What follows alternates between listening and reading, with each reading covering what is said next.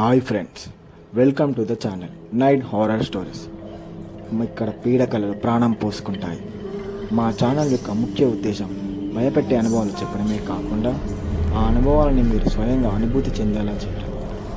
దయచేసి మా ఈ వీడియోకి ముందుగా లైక్ చేయండి, మీ నిజమైన హారర్ ఫ్రెండ్స్కి షేర్ చేయండి. ఇక కథ మొదలు పెడదామా? సమయం అర్ధరాత్రి 2 గంటలు. మొత్తం చీకటి. ఆ చీకట్లో పెద్ద పెద్ద కళ్ళు వేసుకుని చెట్టుపై కూర్చున్న గుడ్లగూబ నది దాటుతున్న వ్యక్తి వైపు చూస్తోంది. రమణ ఆంధ్ర మరియు తెలంగాణ ప్రాంత సరిహద్దుల్లో ఉన్న కృష్ణానదిని దాటుతున్నాడు. ఆ ప్రదేశం చాలా నిశ్శబ్దంగా ఉండడం వలన నీళ్లు ప్రవహిస్తున్న శబ్దం చాలా క్లియర్గా వినిపిస్తోంది. రమణ నదిని దాటుతున్నప్పుడు తన శ్వాస అతనికే బాగా తెలుస్తోంది. ఆకాశంలో నల్లటి మేఘాలు కమ్ముకుని ఉన్నాయి. వాటిని చూస్తుంటే ఏ క్షణంలోనైనా భారీగా వర్షం కురిసే అవకాశం ఉందనిపిస్తుంది. నది చాలా ఉధృతంగా ప్రవహిస్తోంది. రమణ తన వాచీని చూసుకుంటూ బాగా ఆలస్యమైంది. ఇంటి దగ్గర నా ముద్దుల భార్య వసుధ నా కోసం ఎదురు చూస్తుంటుంది అనుకుంటూ చాలా జాగ్రత్తగా ఆ ప్రవహిస్తున్న నీళ్లల్లో నెమ్మదిగా నడుస్తూ నదికి అటువైపు ఉన్న వాళ్ల ఊరికి వెళ్తున్నాడు. ఒక చేతిలో మొబైల్, మరొక చేతిలో సైకిల్తో నడవడం కొద్దిగా కష్టంగా ఉన్నా మొబైల్ టార్చ్ లైట్ వెలుగులో రమణ నదిని మెల్లగా దాటుతున్నాడు. ఒంటరిగా ఉన్నప్పుడే మనిషికి రకరకాల ఆలోచనలు వస్తాయి. పైగా అర్ధరాత్రి అయితే ఇక చెప్పనవసరం లేదు. లోపల కొద్దిగా భయంగా ఉన్నా పైకి మాత్రం ఏదో కూనిరాగం తీసుకుంటూ ముందుకు వెళ్తున్నాడు రమణ. అతన్ని ఎవరో చూస్తున్నట్లు అనిపించి వెనక్కి తిరిగాడు. కాని అక్కడ ఎవ్వరూ లేరు. చెట్టుపై ఉన్న గుడ్లగూబ అతన్నే చూస్తోంది. అదే సమయంలో అతని ఫోన్ పెద్దగా రింగ్ అయింది. రమణకి ఒక్కసారిగా గుండె జల్లుమంది. చేతిలో ఉన్న సైకిల్ కింద పడబోయాడు. ఎలాగోలా బ్యాలెన్స్ చేసుకుని ఫోన్ వైపు చూశాడు. ఆ ఫోన్లో పేరును చూసి కొద్దిగా రిలాక్స్ అయ్యి ఫోన్ తీసి గట్టిగా "ఆ వసుధ, చెప్పు" అన్నాడు. అటువైపు వసుధ "మీరెక్కడి వరకు వచ్చారు?" అని అడిగింది. "ఇప్పుడే కృష్ణానదిని దాటుతున్నాను, త్వరగానే ఇంటికొచ్చేస్తాలే" అని రమణ సమాధానమిచ్చాడు. వసుధ కొంచెం భయంతో కంగారుగా "ఏంటి? ఏమన్నారు? మీరు కృష్ణానదిని దాటుతున్నారా?" అని అడిగింది. రమణ చిరాకుగా "పిచ్చిదానా, వైకుంఠపురం గ్రామం నుండి భైరవకోన రావడానికి ఉన్న ఒకే ఒక దారి ఇదే కదా, తెలిసి కూడా మళ్ళీ అడుగుతావేంటి" అని అంటాడు. రమణ భద్రత గురించి ఆమెలో ఆందోళన మొదలై గొంతులో మరింత భయంతో వసుధ "అది నాకు తెలుసులే, కానీ రాత్రిపూట ఎవరూ నదిని దాటరు కదా, నువ్వింత ఆలస్యంగా నదిని ఎందుకు దాటుతున్నావు? ఆ నదికి కొంచెం దూరంలో శ్మశాన వాటిక దగ్గరున్న సత్రంలో పడుకుని పొద్దున్నే రావాల్సింది. రాత్రిపూట ఆ ప్రాంతంలో ఆమె తిరుగుతుందనే విషయం మనందరికీ తెలుసు కదా" అని అంటుంది. నదిని దాటుతున్న రమణ నవ్వుతూ "ఏంటి, ఆమె తిరుగుతోందా? ఎవరి గురించి మాట్లాడుతున్నావు?" అని అన్నాడు. వసుధలో ఆందోళన మరింత పెరిగి "నీకన్నీ తెలిసి కూడా కావాలని ఎందుకలా అడుగుతావు? అమ్మగారు చెప్పారు కదా, నదిని దాటేటప్పుడు ఆమె పేరు పలకొద్దని, పలికితే ఆమె నిజంగానే వచ్చేస్తుందంట కదా" అని కంగారుగా చెబుతుంది. రమణ నవ్వుతూ "నాకు తెలుసులే వసుధ, అమ్మ చెప్పే ఈ యక్షిణి వక్షిణి లాంటి కట్టుకథల్ని ఎక్కువగా నమ్మకు. అవన్నీ ఈ గ్రామాలలో పూర్వీకులు చెప్పినవి" అని రమణ మాట పూర్తి చేసేలోపు వసుధ భయపడుతూ "షూ, నోరు మూసుకున్రా. అయ్యో దుర్గామాత, నా భర్తకు రక్షణగా ఉండు. తెలియక ఆయన చేసిన తప్పును క్షమించు. ఇంకెప్పుడు ఆమె పేరుని పలకము" అని దుర్గమ్మని తలుచుకుంటుంది. ఆ ప్రదేశంలో ఒక పెద్ద శబ్దం చేస్తూ భయంకరంగా ఉరుములు మెరుపులు మొదలవుతాయి. ఫోన్లో ఆ శబ్దం విన్న వసుధ ఇంకా భయపడుతుంది. "ఏంటి అక్కడ శబ్దాలు?" అని కంగారుగా అడుగుతుంది. రమణ వెటకారంగా "అబ్బా, ఏంటి నువ్వు? వర్షం పడేలా ఉంది, అందుకే ఆకాశం ఉరుముతోంది. అయినా నేను చెప్పానుగా, యక్షిణి ఒక పిట్ట కథ, అర్థమైందా? ఇవన్నీ జనాల్ని భయపెట్టడానికి గ్రామస్తులు చెప్పే సొల్లు కథలే, అంతకంటే ఏం లేదు. నువ్వెక్కువ భయపడకు" అని అంటాడు. "నమ్మకపోతే పో, ఆ కట్టు కథల్ని నేను నమ్ముతాను కాబట్టి నువ్వు త్వరగా ఇంటికి రా" అని వసుధ కంగారుగా అంటుంది. అందుకు రమణ కొంటెగా "సరే సరే మై డియర్ పెళ్ళాంగారు, వీలైనంత త్వరగా ఇంటికొచ్చేస్తాను" అంటాడు. "సరే, ఇంకా నేను ఫోన్ పెట్టేస్తున్నాను" అని వసుధ అనేలోపే ఆగాగు నువ్వేదో మర్చిపోయావనిపించట్లేదా అని అడుగుతాడు.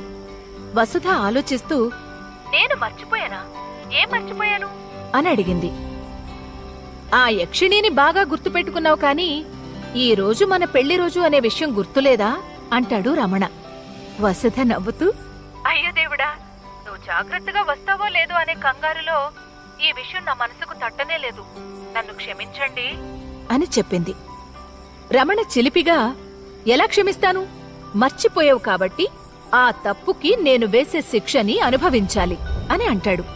వసుధ ప్రేమగా అవునా, శిక్ష వేస్తారా? ఎలాంటి శిక్ష వేస్తారు అని అడుగుతుంది.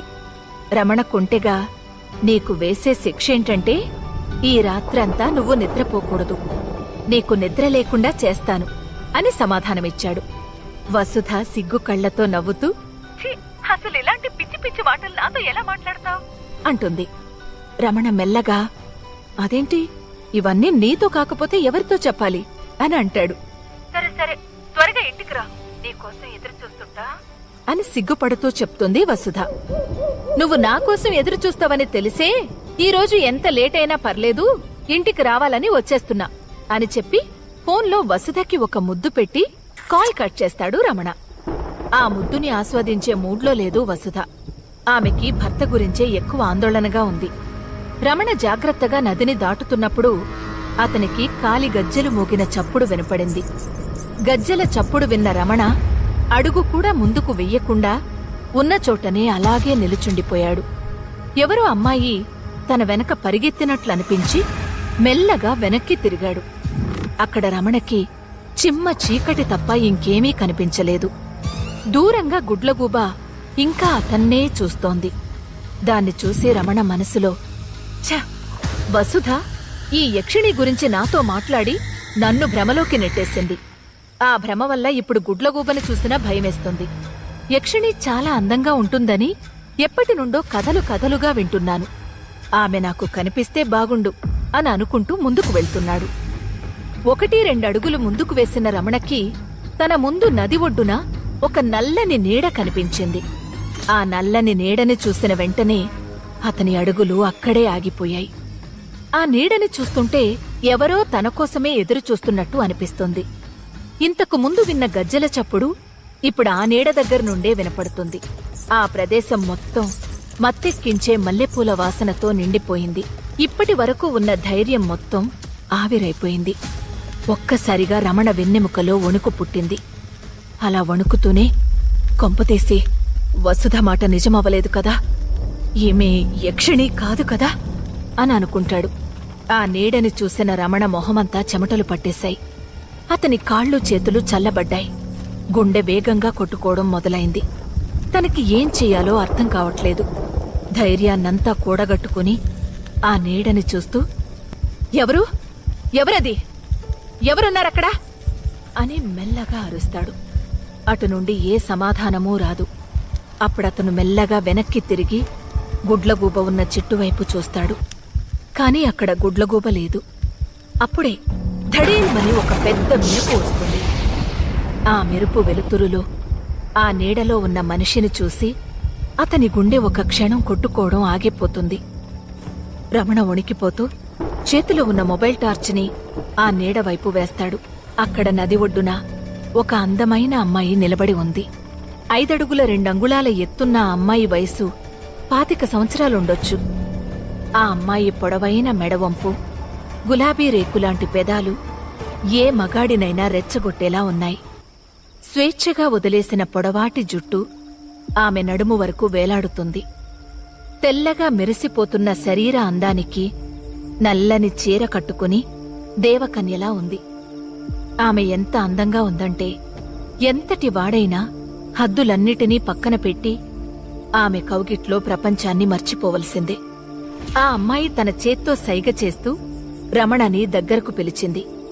కళ్ల ముందు అంతటి అందాన్ని చూస్తున్న రమణ యక్షిణీ కథను, గుడ్లగూబను పూర్తిగా మర్చిపోయాడు. క్షణం కూడా ఆలస్యం చేయకుండా సైకిల్ని పక్కన పడేసి అతన్ని ఎవరో అయస్కాంతంలా లాగినట్టు, వెన్నులో ఏదో కరెంటు పాసైనట్టు వేగంగా ఆమె దగ్గరకు వెళ్ళిపోయాడు. రమణ ఆ అమ్మాయి వైపు చూస్తూ ఎవరు నువ్వు ఇంత అర్ధరాత్రి ఇక్కడేం చేస్తున్నావు? నీ పేరేంటి అని వరుసగా ప్రశ్నలు వేస్తున్నాడు. ఆ అమ్మాయి అందంగా నవ్వుతూ, పేరులో ఏముంది, చేసే పని గురించి మాట్లాడుకుందాం అని రమణ కళ్ళల్లోకి చూస్తూ అంటుంది. పనా? ఏం పని అని అడుగుతాడు రమణ. మత్తు కళ్లతో, తేనెలాంటి మాటలతో ఆ అమ్మాయి అతనితో, అదే పని. నువ్విప్పుడు ఇంటికి వెళ్ళి నీ భార్యతో కలిసి చెయ్యబోయేది. ఆమెని రాత్రంతా నిద్ర లేకుండా ఉంచాలనుకుంటున్నావు కదా, మరి నాకు నిద్ర లేకుండా చెయ్యగలవా? నీలో అంత సత్తా ఉందా అని అడుగుతుంది.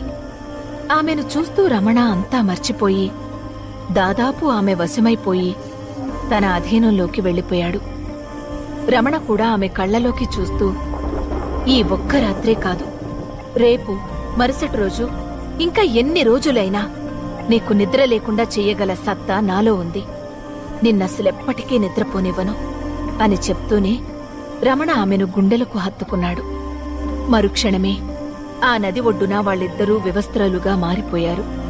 వారిద్దరి ఒంటి మీద ఒక నూలుపోగు కూడా లేదు. నది ఒడ్డున ఇసుక తిన్నె మీద పెనవేసుకుని వేడెక్కి ఉన్న వారి శరీరాలకు ఇసుక అంటుకుపోయి ఉంది.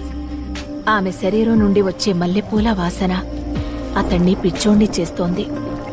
రమణ దాదాపు ఆ అమ్మాయిని ఆక్రమించుకుని ఆమెను ఆస్వాదిస్తున్నాడు. చల్లని గాలి వీస్తున్నా అతని నుదుటను మెరుస్తున్న చెమట చుక్కల్ని చూస్తే అతను ఎంతగా అలసిపోయాడో తెలుస్తుంది. రమణ ఒంట్లో ఉన్న శక్తి సన్నగిల్లుతుంది. కాని ఆశ్చర్యమేంటంటే ఆ అమ్మాయి ముఖంలో మాత్రం ఎటువంటి అలసటా లేదు. ఇప్పటి వరకు ఏమీ జరగనట్టు, కోరిక దాహం తీరనట్టు ఉంది. రమణ మాత్రం అదేమీ పట్టనట్టు కలో నిజమో తెలియని ఆ మధుర క్షణాల్ని ఆస్వాదిస్తున్నాడు. ఆ క్షణం అతనికి ఆ అమ్మాయితో గడపటమే ముఖ్యం. రమణ ఆమెను గట్టిగా పట్టుకుని క్లైమాక్స్కి చేరుకున్నాడు. కళ్ళు మూసుకుని ఒక నిమిషం పాటు ఆ సుఖాన్ని అనుభవించి మెల్లగా కళ్ళు తెరిచి ఆమె ఛాతివైపు చూశాడు. ఆ అమ్మాయి చర్మం మెల్లమెల్లగా ముడతలు పడటాన్ని గమనించాడు. ఆమె చేతులకు కాళ్లకు ఉన్న గోర్లు పెరుగుతున్నాయి. నల్లని ఆమె జుట్టు తెల్లగా మారటం మొదలైంది. చూస్తూ చూస్తూనే ఆ అమ్మాయి ఒక ముసలిదానిలా మారిపోయింది. ఇదంతా చూస్తున్న రమణ గుండె ఆగినట్లు కళ్ళు తేలవేశాడు. అప్పటి వరకు వేడి సెగలతో ఉన్న అతని శరీరం ఒక్కసారిగా మంచులా చల్లబడింది. రమణ వణికిపోతూ బయటకు రాని స్వరంలో, ఎవరు నువ్వు అని అడిగాడు. ఆ అమ్మాయి మెల్లగా, నేను యక్షిణిని, నీ మరణాన్ని అని చెప్పింది. ఆమె మాటలు విని అతనికి భయంతో తన రక్తం గడ్డకట్టేలా అనిపించింది. రెప్పపాటులో ఆమె నుండి పారిపోవడానికి ప్రయత్నించాడు. కాని 2 చేతులతో యక్షిణి అతణ్ణి పట్టుకుని, ఇప్పుడెక్కడికి వెళుతున్నావు ప్రియతమా? నా దాహం ఇంకా తీరలేదు, నాకు ఇంకా కావాలి. నువ్వు నన్ను రేపు, మరుసటి రోజు, ఇంకా చాలా రోజులు నిద్ర లేకుండా ఉంచుతానని వాగ్దానం చేశావు కదా, అలసిపోయావా? నీలో సత్తా లేదా, లేక నా అసలైన రూపాన్ని చూసి భయపడుతున్నావా?